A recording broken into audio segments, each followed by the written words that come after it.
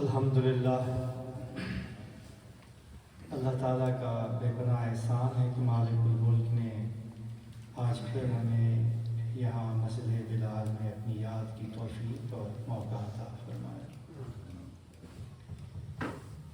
حاضرین محترم، ہم اللہ تعالیٰ کی ذکر کی یہ محفلیں لیے ہوئے پاکستان سے آئے ہیں اور یہاں ہندوستان میں شہر شہر انشاءاللہ تعالیٰ جہاں جہاں بھی خلفاء نے بندوبست کیا ہوا ہے، بتایا ہے، وہاں جائیں گے اور یہ محافل ہوں گی۔ پچھلے سال بھی اس انتہائی خوبصورت مسجد میں یہ انتہائی خوبصورت محفل ہوئی تھی۔ یہ اللہ تعالیٰ کی مہربانی ہے، اس جگہ پر، اس دیار غیر میں آپ لوگ باہر سے آئے ہوئے لوگ ہیں، اپنے اپنے کاموں کے لیے، کوئی محنت مزدوری کے لیے، کچھ ایسے ہیں جن کے والدین یہاں آئے تھے۔ یہاں پر اس جگہ انگلستان کے شہر میں اتنی خوبصورت مسجد آپ کو اپنے ہمسائے میں، اپنے قریب، اپنے شہر میں ملنا، یہ اللہ تعالیٰ کا خاص احسان ہے۔ اور اس پر یہ بھی اللہ تعالیٰ کا عظیم احسان ہے آپ پر کہ اللہ تعالیٰ نے آپ کو اس مسجد کے خیال رکھنے کے لیے، اس کی امامت کے لیے، آپ کی رہنمائی کے لیے، آپ کی گائیڈنس کے لیے اتنے اچھے امام اور خطیب اللہ تعالیٰ نے عطا فرمائے، جو نبی کریم علیہ الصلوۃ والتسلیم کے سچے عاشق ہیں، صحیح عقیدہ والے ہیں، آپ کو گائیڈ کرتے ہیں، آپ کو ہر بات بتاتے ہیں۔ یہ بھی اللہ تعالیٰ کا احسان ہے اس ملک میں، اس جگہ پر یہ چیزیں ہونا۔ حاضرین محترم، وقت چونکہ کم ہوتا ہے مغرب اور عشاء کے درمیان، مختصر بات کروں گا مراد پاک۔ میرے آقا کریم علیہ الصلوۃ والتسلیم کی حدیث پاک کے مطابق آپ نے ان محافل ذکر کو جنت کے باغات اور جنت کی کھیتیاں کہا اور حکم فرمایا کہ جہاں ملے وہاں چل، یعنی ان میں شامل ہو جانا۔ اور حدیث پاک کے مطابق میرے آقا کریم علیہ الصلوۃ والسلام نے ہمیں اہل ذکر کے لیے یہ خوشخبری عطا فرمائی کہ اللہ تعالیٰ اپنے ان بندوں پر فخر فرماتا ہے جو محافل ذکر سجاتے ہیں۔ خاص طور پہ دیکھیں آپ کہ یہاں پر اس مغربی دنیا میں،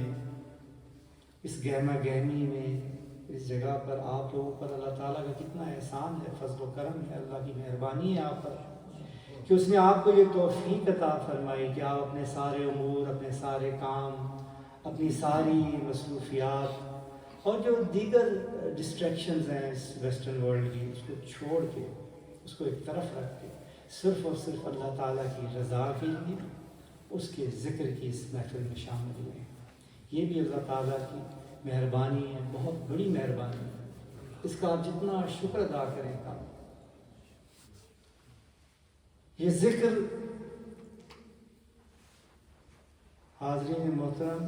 دل سے جو دنیا کی آلائشیں صاف کرتا ہے، زنگ کو صاف کرتا ہے۔ جب گرد و غبار جو دل پہ جم جاتا ہے، یہ صاف ہو جاتا ہے، جب یہ زنگ صاف ہو جاتا ہے تو پھر آپ کا صحیح رابطہ آقا کریم علیہ الصلوۃ والتسلیم سے قائم ہو جاتا ہے۔ پھر وہ دل اس قابل ہو جاتا ہے کہ اس میں نسبت رسولی رکھ دی جائے، اور اللہ تعالیٰ اس دل کو پھر یہ انعام عطا فرماتا ہے۔ اسی غرض و غائد کے لیے یہ محفل سجائی گئی ہے۔ اب اللہ تعالیٰ کا ذکر ہوگا تو انتہائی توجہ کے ساتھ، عاجزی کے ساتھ اللہ کا ذکر کرنا، تاکہ یہ دل کی جتنی میل ہے یہ صاف ہو، ہمارے گناہ، ہماری خطائیں، ہماری غلطیاں اللہ تعالیٰ معاف فرما کے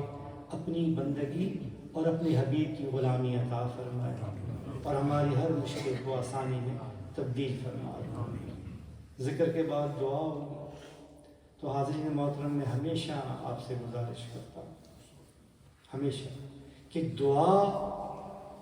صرف الفاظ کے مجموعے کا نام نہیں ہے۔ دعا یہ نہیں ہے کہ آپ نے ہاتھ اٹھائے، چند جملے ادا کر دیے اور آمین کہہ دیے، نہیں۔ جس دعا کی قبولیت کی بشارت دی گئی ہے، وعدہ کیا گیا ہے حاضرین محترم، وہ اس التجا کا نام ہے جو دل اور روح کی گہرائی سے نکلتی ہے اپنے رب کے حضور۔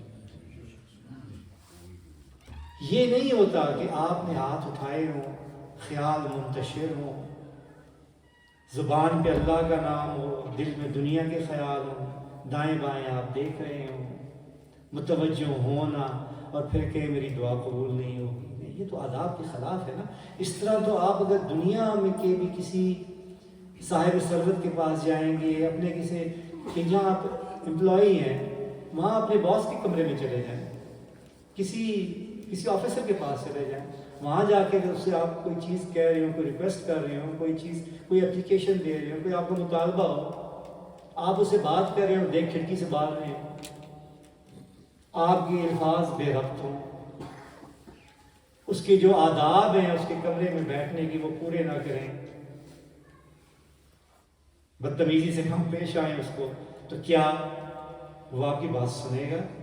یا مزید اوفینڈ ہوگا، آپ کو کہے گا باہر نکل جائیں۔ لہٰذا یاد رکھیں دعا کے آداب بہت ضروری ہیں۔ میرے آقا نے فرمایا اس شخص کی دعا قبول نہیں ہوتی جو اپنی دعاؤں سے غافل ہوتا ہے۔